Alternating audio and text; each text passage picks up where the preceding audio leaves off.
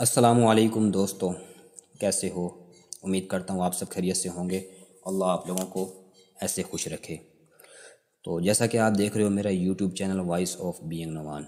اگر آپ ہمارے چینل پر نیو ہیں تو چینل کو سب سے پہلے سبسکرائب کریں اور بیل آئیکن پہ کلک کریں تاکہ ہمارے آنے والی ہر ویڈیو آپ تک بآسانی پہنچ جائے۔ تو دوستوں، آج ہمارے ساتھ موجود ہیں ہمارے عزیز مولانا عطاء المنعم صاحب۔ یہ ہمیں ایک اچھا مضمون، ایک اچھا ٹاپک سنائیں گے، اور آپ سے گزارش ہے کہ آپ لوگ عمل کی نیت سے سنیں اور صدقہ جاریہ کی نیت سے آگے شیئر کریں۔ السلام علیکم ورحمۃ اللہ وبرکاتہ۔ الحمد للہ وکفا وسلام علی عبادہ الذین اصطفیٰ، اما بعد فاعوذ باللہ من الشیطان الرجیم، بسم اللہ الرحمن الرحیم۔ ان اللہ وملائکتہ یصلون علی النبی یا ایہا الذین آمنوا صلوا علیہ وسلموا تسلیما۔ صدق اللہ العلی العظیم۔ میرے محترم اور محتشم دوستو، بزرگوں، اللہ رب العزت نے حضور انور علیہ السلام کو جو حسن اور جو جمال عطا فرمایا تھا وہ پوری کائنات میں کسی کو عطا نہیں فرمایا، اور سر اطہر سے لے کر پائے نور تک آپ علیہ السلام کا ہر عضو بدن حسن کا مرقع اور جمال کا معیار تھا، اور حضور انور علیہ السلام کو ہر عیب سے پاک اور ہر نقص سے مبرہ تخلیق فرمایا گیا، پیدا فرمایا گیا۔ خلقت مبرأ من کل عیب۔ چنانچہ آپ علیہ السلام کے خوب رو پیکر اور آپ علیہ السلام کے وجود کو ہر عیب، ہر کمی، ہر خامی اور ہر نقص سے پاک پیدا فرمایا گیا، اور حضور انور علیہ السلام کو جو جمال اور جو حسن عطا کیا گیا وہ آپ ہی کا مقسوم تھا، آپ ہی کے حصے میں تھا۔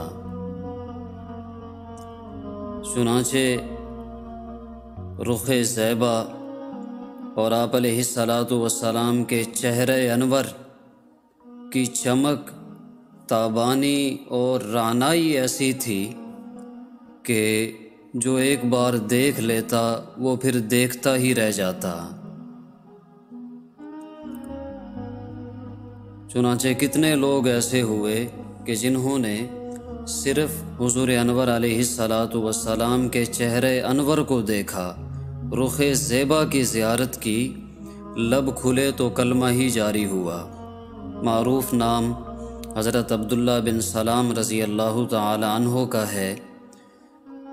یہ یہودیوں کے بہت بڑے عالم تھے، بہت بڑے حبر تھے، اور حضرت یوسف علیہ السلام کی اولاد سے تعلق تھا، اور یہودیت کے معاشرے میں ایک وقار کی مسند پہ براجماں تھے۔ لیکن جو ہی نبی اکرم صلی اللہ علیہ وسلم مکۃ المکرمہ سے مدینۃ المنورہ ہجرت کر کے تشریف لائے تو یہ آپ کو دیکھنے آئے۔ بافضل الصدقہ کتاب اٹھا کر دیکھیے، انہوں نے ایک مناظرہ ترتیب دیا کہ حضور انور علیہ السلام کے پاس جاؤں گا، مسلمانوں کے نبی کے پاس جاؤں گا، ان سے یہ سوال کروں گا، یہ بات کروں گا اور یہ اعتراض اٹھاؤں گا۔ لیکن جب حضور انور علیہ السلام کی چوکھٹ پر، آپ کی دہلیز پر، آپ کے در پر پہنچے تو سارے سوال بھول گئے۔ مولانا روم بولے، اے لکائے تو جواب ہر سوال، حل شود حل مشکلت بکیل و کال۔ تیری ملاقات ہی تو سارے سوالوں کا جواب ہے، تیرا ایک بار دیکھ لینا ہی تو سارے مسائل حل کر دیتا ہے۔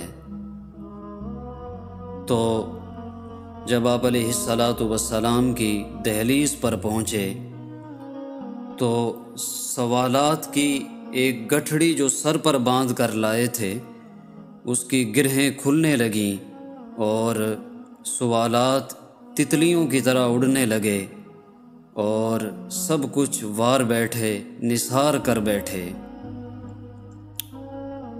تو آپ علیہ السلام نے جب پوچھا، اے عبداللہ بن سلام، آؤ کدھر آئے ہو؟ اب یہ تو مناظرہ کرنے آئے تھے،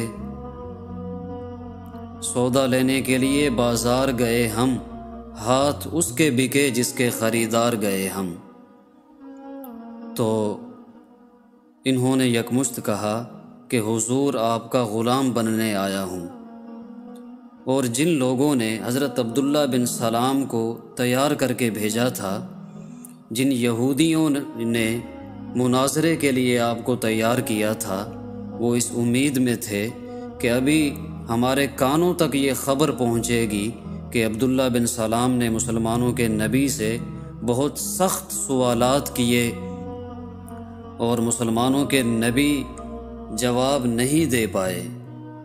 لیکن ان کے کانوں تک یہ خبر جب پہنچی کہ عبداللہ بن سلام نے تو کوئی سوال نہیں کیا بلکہ ہولے سے گئے اور مشرف با اسلام ہو گئے، اسلام قبول کر لیا، تو وہ سارے یہودی آتش غیظ و غضب سے بھڑک اٹھے